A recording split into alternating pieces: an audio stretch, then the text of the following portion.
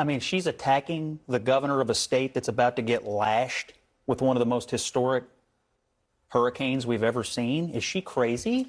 He did not ignore her call. She was He did not talking, ignore just her to be call. clear, she was talking broadly about the politicization of the storms. I think she was talking about Ron DeSantis. He did not ignore her call. And in fact, according to what I've read tonight, he actually spoke to the President of the United States, He Joe did speak Biden. with President Biden. And he has said time and again that he and the federal government are working well together. So who here is politicizing this? Yeah, Harris. I hate to agree with Scott on anything, but I agree. I agree in this case. Actually, Boy, oh boy, oh boy, oh boy, oh boy. I got to tell you guys, I believe that we may be witnessing the greatest political comeback story in American history, while at the same time experiencing the greatest political collapse story in American history. What do I mean by that? Well, what I mean is that when you look at President Trump's campaign, okay, especially considering what happened after January 6th leading up to today, in my opinion, this is probably one of the greatest American comeback stories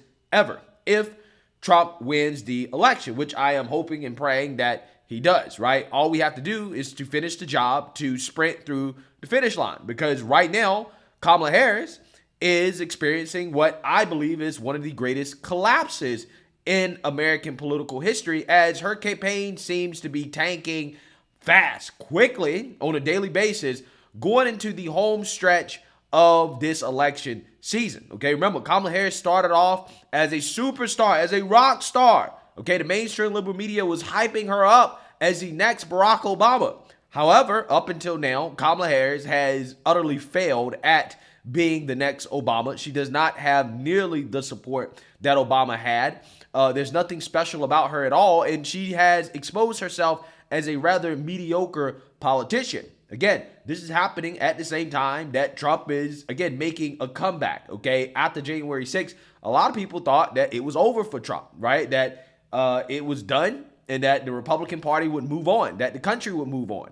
That's not what happened. Trump did not give up.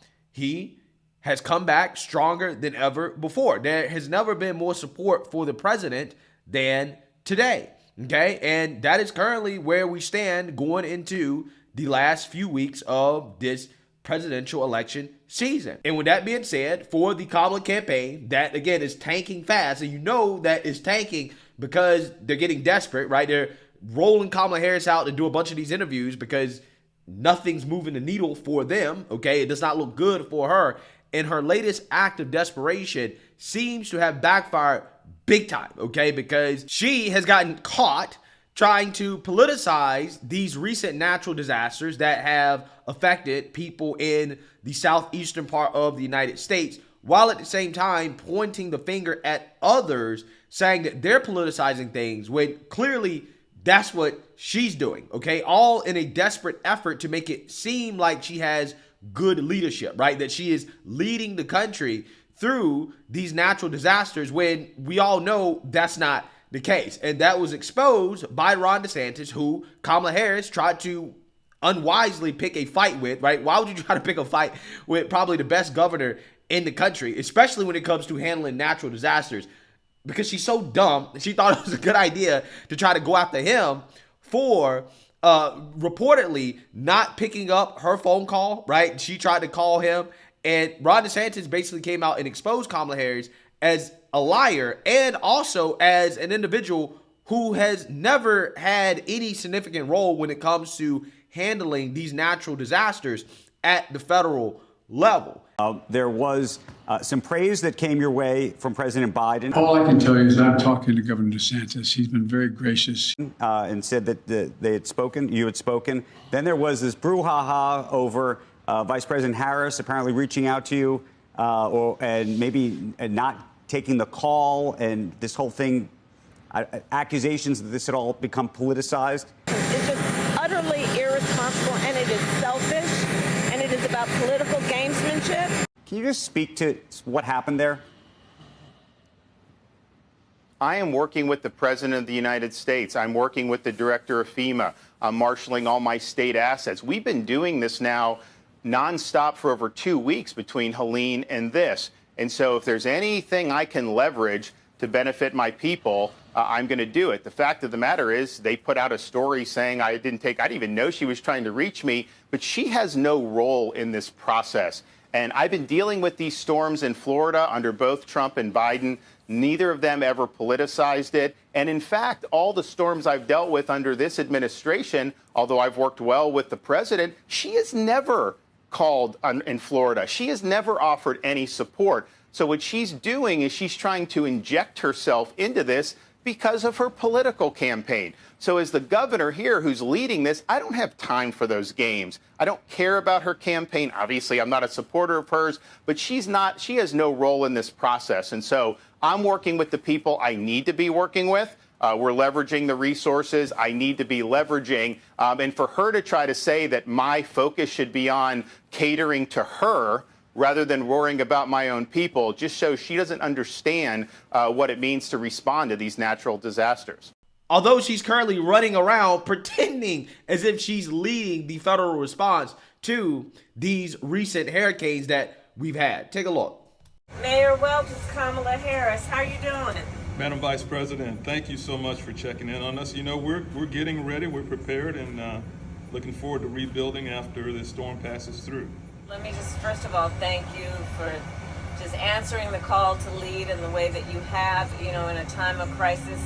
Your folks are looking in your eyes to see something in you that lets them know everything's going to be okay. And I know that you had requested that FEMA have a full-service disaster recovery center in St. Petersburg, and that has been confirmed that has happened. And they're working with you to determine the right location. How's that coming along? Well, thank you. That makes a big difference. We did get a chance to chat with Administrator Criswell, and that's really important to St. Pete to have that full-service recovery center. The outreach from the White House and from FEMA has been excellent, and we're really going to need your help to get the city stood back up. But really appreciate your partnership, Madam Vice President.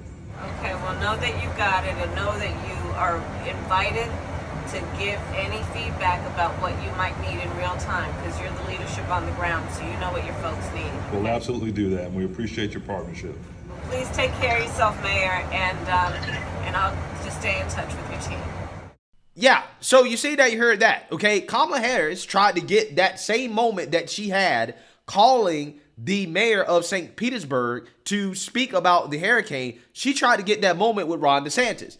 And apparently Ron DeSantis wasn't trying to let her get that moment if she actually made the phone call at all. I'm not sure if she actually made the phone call, but regardless, to me, this is somebody that clearly is trying to do what she's accusing everybody else of trying to do, right? She's trying to politicize the disaster, right? Because that whole interaction there was staged, okay? We all know that Kamala Harris had somebody set up cameras and say, okay, we're going to film the vice president while she's on the plane, and then we're going to get the mayor of St. Petersburg.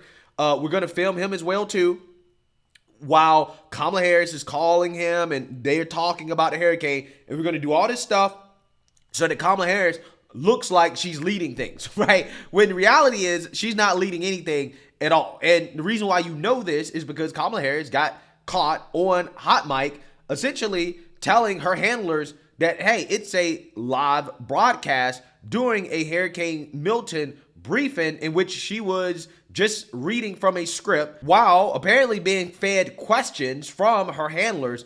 And she had to tell her handlers, hey, it's a live broadcast, in an awkward moment during this Hurricane Milton response meeting. Take a look. Flood, we really got to watch those areas and those communities. So it takes quite a while for that water to drain.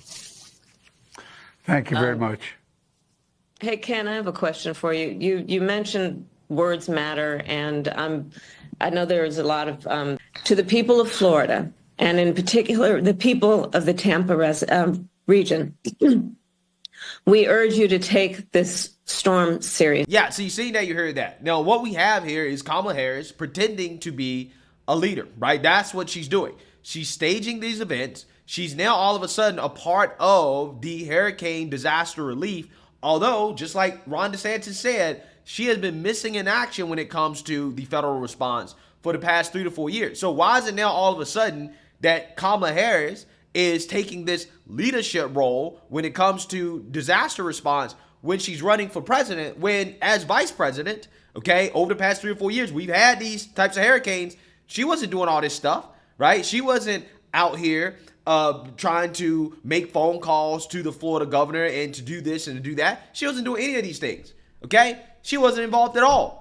But now all of a sudden, we're supposed to believe that, oh, Kamala Harris is taking this leadership role and that she's leading the federal response and that she has all these responsibilities and she's campaigning while also doing this job as well too.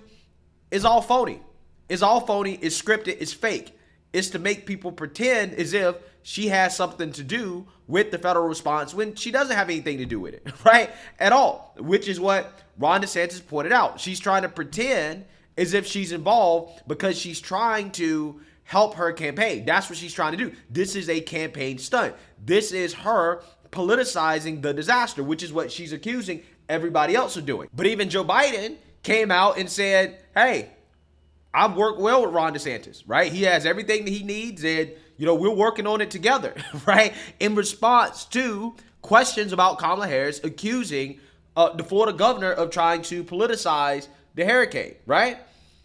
As if, again, Ron DeSantis is denying help from the federal government by not taking phone calls from Kamala Harris, which, again, I don't know if she actually is trying to call him or not, but even if he's denying the phone calls, right, I don't blame him for doing so because ultimately at the end of the day, she's only doing it as a stunt. She's trying to get the same type of moment that she got with the mayor of St. Petersburg, right? She wants to film herself calling the governor and talking to him just so she can say, oh, look at me calling Ron DeSantis, talking to a Republican governor, working with him in order to facilitate the hurricane disaster relief, right? Look at me being bipartisan, right? This is what she wants to do. It's a campaign stunt. It's a campaign trick, okay? And everybody can see it for what it is, what it clearly is, okay? Democrats do this every time there is some type of disaster. The first thing they do is that they try to politicize it, and then they want to point the finger at everybody else and say, oh, well, you're trying to politicize it. You're trying to score political points. Well, that's exactly what she's trying to do. Because for the last 3 or 4 years, she was nowhere to be found when it comes to disaster relief. Nowhere to be found. Now, all of a sudden, she wants to be at the forefront of everything, right? It's amazing how that works.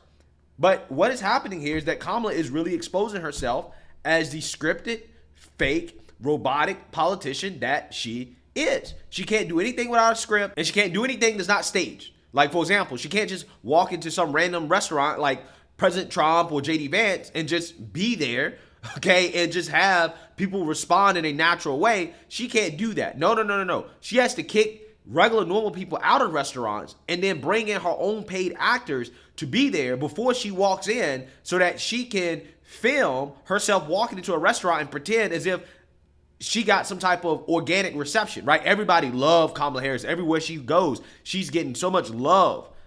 When that's simply not the case, right? She's hiring paid actors to eat at restaurants so that she can walk in to make sure that she's going to get the response that she wants to capture on camera. So, at this point, in my opinion, I think this is part of the reason why her campaign is struggling so much. I think the American people really do not like this type of fakeness, and Kamala Harris has turned fakeness up to a whole new level in politics that I don't think we've ever seen before. Let me know what you guys think. Make sure you like, comment, and subscribe. Most importantly, share a Black conservative perspective. Peace.